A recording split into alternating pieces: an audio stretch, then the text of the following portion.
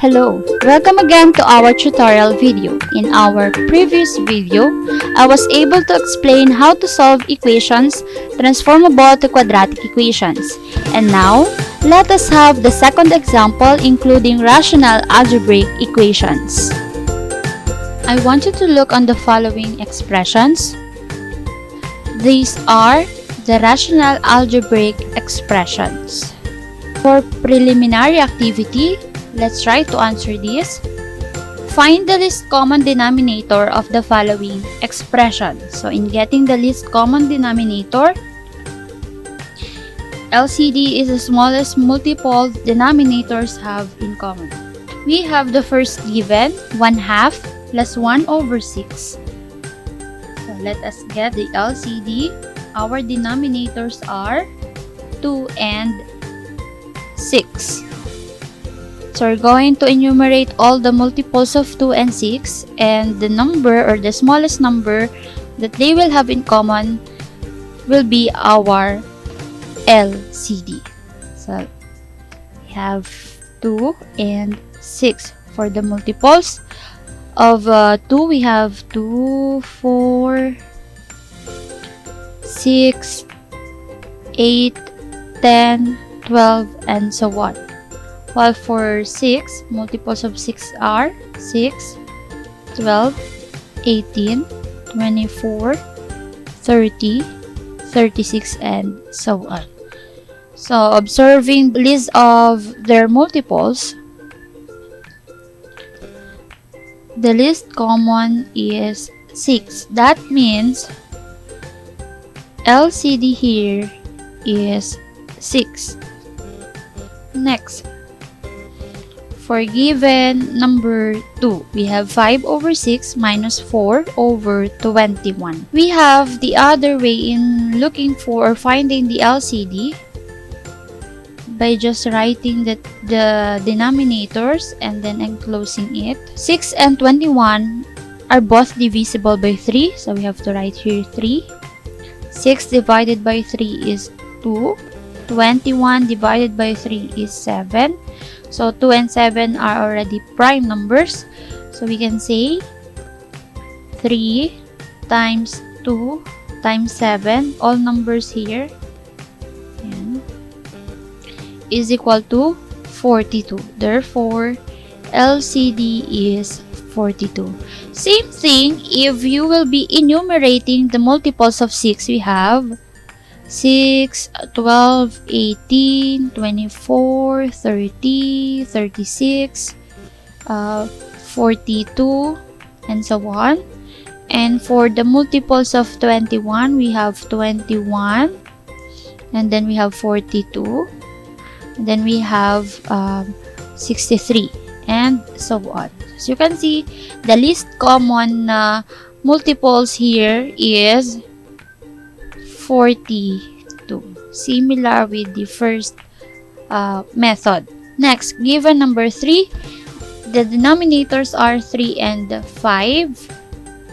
Since there are no common, they are both prime numbers, we can simply multiply them. So the product is 15, and that is the LCD for number 3. Next, for number 4, we have denominators 4, 14, and 3. We can also use the ladder method. Just write 4, 14, and 3. So let's divide the numbers by 2. We have 4 divided by 2 is 2. 14 divided by 2 is 7. 3 is not divisible by 2. It's not whole number. So we just copy 3. Copyhin lang po. So we will be multiplying the numbers on the left side and the lower portion. We have 2 times 2 times 7 and times 3. So we have here 4. 4 times 7 is 28. 28 times 3, the answer is 84. So the LCD for given number 4 is 84.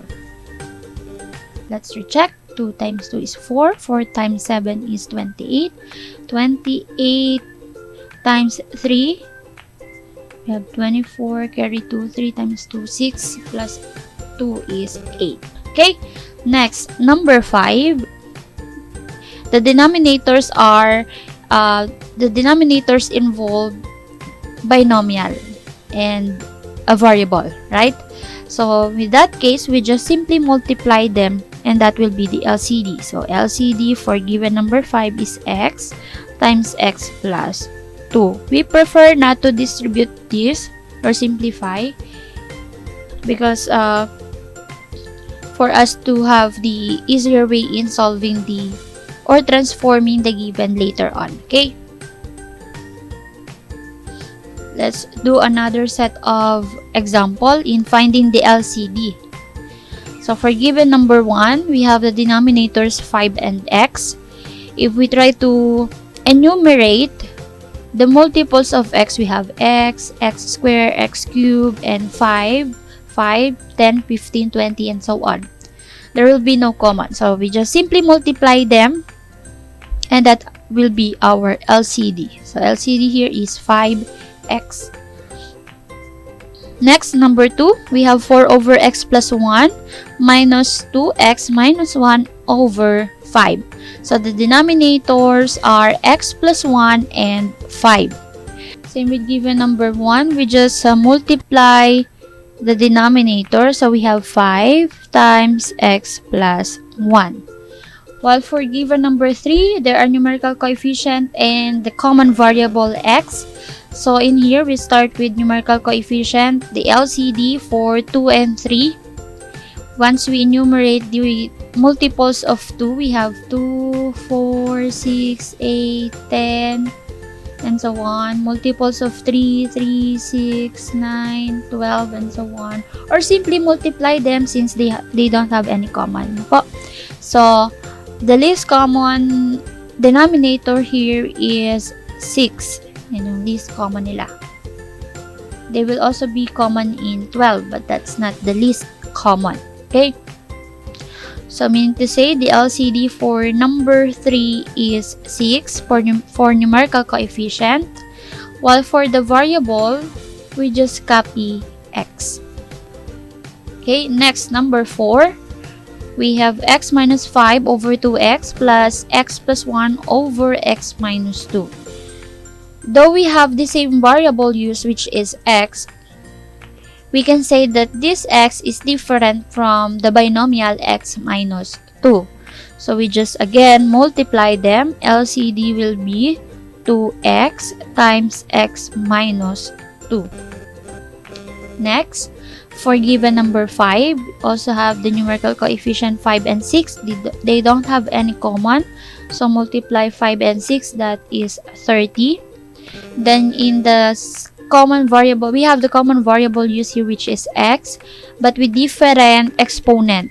With that case, we will be choosing the variable with the highest degree of exponent. In here, we have x squared. 2 is greater than 1 in here. So we write 30x squared as the LCD.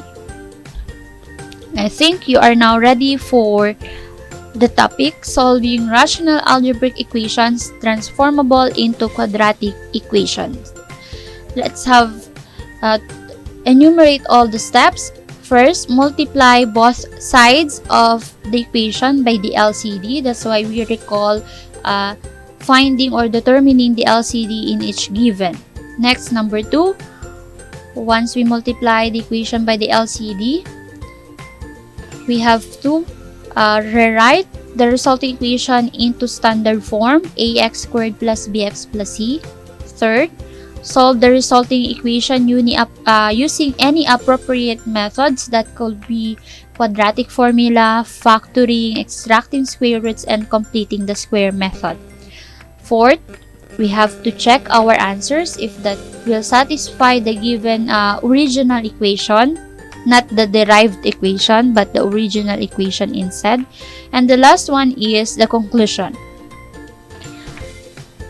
Okay, so let's have the first example. Solve the rational algebraic equation 6 over x plus x minus 3 over 4 equals 2.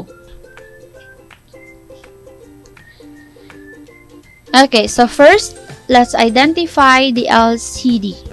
In this given, we have the denominators x and 4, while in here is 2 over 1 if we convert this into fraction. So disregard na lang. We're going to multiply the two denominators, so the LCD will be 4x. Okay?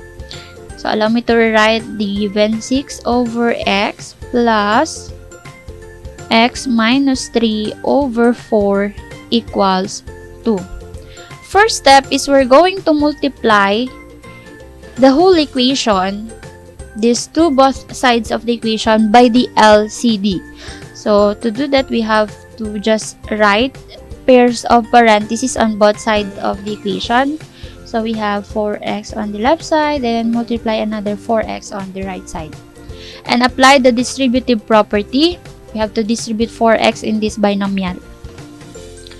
So we have 4x times 6 over x. I am just showing you the complete process, but we can also skip this. Later on, I'll explain. Also have 4x and this one. 4x times the second term. So we have 4x, our LCD, times x minus 3, we just copy them, over 4. Diba? Because we have the rule, 4x in fraction is 4x over 1. In multiplying, we multiply numerator to numerator and denominator to denominator. So just we simply copy the denominators here. Then on the right side, we have 8x. Now let's simplify. As you can see, we have x in numerator and another x on the denominator. So we just simply cancel them. That is equal to 1, not 0. They are equal. Yeah, it is equal to 1. So what's left is 4 times 6. We have here 24 plus, again in here we have common, which is 4. Cancel them out. So what's left is x times x minus 3 equals 8x. Let's distribute. Let's distribute this.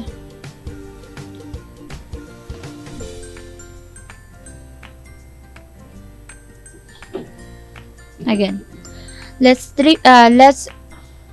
distribute x in this binomial. So the result will be 24. Just copy 24 plus x squared minus 3x, and then we can also write 8x on the left side or combine it on the left side of the equation. That will become minus 8x equals 0. So all terms are all in the left side of the equation. Now let's simplify it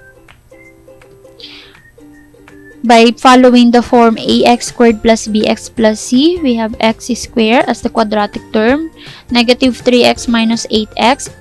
In this case, if they have same sign, we have to add the terms and then copy the sign.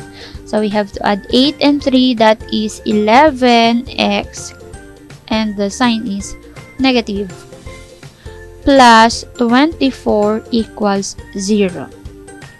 So it is now written in quadratic equation. From our original equation na naka-rational algebraic equation, we come up with the resulting equation, which is quadratic. Okay? So for us to solve this, we're not yet done. Let us solve for the roots, for the solutions of the variable used in this equation.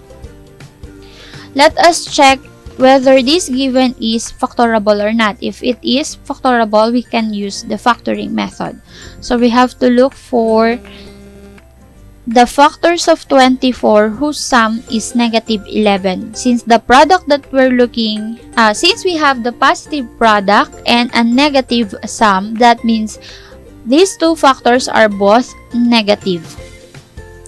So we have 12 and 2, 24 and 1, negative 1. We also have negative 8 and negative 3. What else? We have negative 6 and negative 4. Let us check which among these pair will have the sum of negative 1. So in here, we have here negative 14, negative 24 minus 1 is negative 25, negative 8 minus 3 is negative 11, negative 6 minus 4 is negative 10. Negative 8 and negative 3 are the factors that we need in this equation. Okay, so let us prepare two pairs of parentheses and then equate into 0. Write x on both first term of these two binomials, and then simply copy the factors, which is negative 8 and negative 3 equals 0. Okay, so as you notice, we have now the factors of the given trinomial. So to solve for the roots, apply the zero product property. When we say zero product property, we separate this or equate these two factors by 0. Equate lang natin to 0. So, x minus 8 equals 0 and x minus 3 equals 0. Let us solve this linear equation. X is equal to 8 and x equals 3. We're not yet sure if these values are the solution to the original equation. So, let us have the checking. So for the checking, we just simply substitute the values that we got, which is 8 and 3, in the original equation. This is the original equation. This is the given, not the derived equation. Again, in checking, we will be using the original equation instead, not the derived equation. Hindi po ito. Okay? So let's check if x is 8, will it satisfy the original equation? So let's have 6 over our x here is 8 plus 8 minus 3 over 4 equals 2. That's a right question mark, because we're not yet sure if this will satisfy the equation, or the left and right side of the equation will be equal. Okay, let's perform the operation here or simplify. 6 and 8 are both divisible by 2. So we have here 3 over 4. 6 divided by 2 is 3. 8 divided by 4 is 8 divided by 2 is 4. Plus, we have 8 minus 3. The answer is 5. Copy the denominator, which is 4, and then copy equals 2. Next, since the given the expressions on the left side are similar fractions, that means we can simply copy the denominator and add the numerators. So we have 3 plus 5 is 8. Is it equal to 2? 8 divided by 4 is 2, and that is equal to 2. That means x is equal to 8. Next, for the value x equals 3, let's see. We have here 6 over 3 plus 3 minus 3 over 4 equals 2. Let's have the question mark in there. So 6 divided by 3 is 2. Plus 0 over 4, is it equal to 2? We have 2 in here plus 0. Any fraction with a 0 numerator is equal to 0. Again, any fraction with 0 as numerator is 0. So we have 2 plus 0 equals 2. And that is true that 2 is equal to 2. That means 3 is also the solution for our original equation. For the conclusion, the last step, which is the last step, let us just write here, I think. Therefore,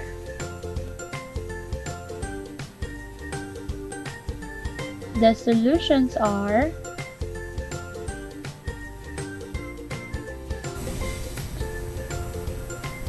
8 or 3. Or we can say, this another form, the solution set is, we just have to use the braces, 3 and 8.